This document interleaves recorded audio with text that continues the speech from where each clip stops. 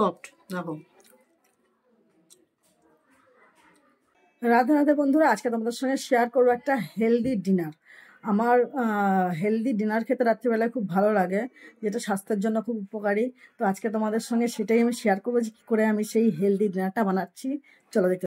তো আমি হেলদি ডিনারটা বানানোর জন্য যে যে উপকরণগুলো নিয়ে নিয়েছি সেগুলো তোমাদের সঙ্গে আগে শেয়ার করে দিই। এখানে আছে গ্রেট করে রাখা সিদ্ধ আলু, গাজর, বিনস, পেঁয়াজ কুচি, লঙ্কা কুচি, রসুন কুচি, আদা কুচি আর ধনে পাতা। তো হেলদি ডিনার বানানোর জন্য নিয়ে নিয়েছি এই যে বন্ধুরা ময়দা।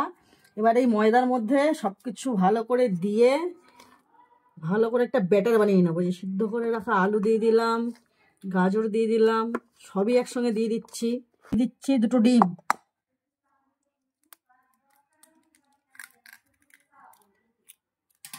দিয়ে দিচ্ছি সামান্য হলুদ, এখানে দিচ্ছি বন্ধুরা দেখো সামান্য গোলমরিচের গুঁড়ো, দিলাম স্বাদ মতো নুন। এবার এই সব কিছুর সঙ্গে অল্প পরিমাণ জল দিয়ে ব্যাটারটা ভালো করে বানিয়ে নেব। তোমরা চাইলে বন্ধুরা এর মধ্যে আরও ভেজিটেবিল অ্যাড করতে পারো। আমার কাছে যেটা অ্যাভেলেবেল ছিল আমি সেই ভেজিটেবিলটাই দিয়েছি। এবারে অল্প অল্প করে জল দিয়ে একটা সুন্দর ব্যাটার বানিয়ে নিতে হবে, যেন বেশি পাতলা না হয়ে যায়। গরম হয়ে গেছে বন্ধুরা, এই যে দিয়ে দিলাম সবার প্রথমে একটু তেল। এবারে দিয়ে দেবো ব্যাটারটা।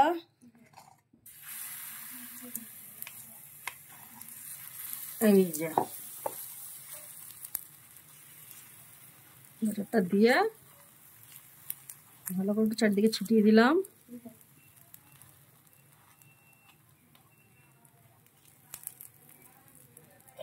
এবার এটাকে দেবো একটু ঢেকে।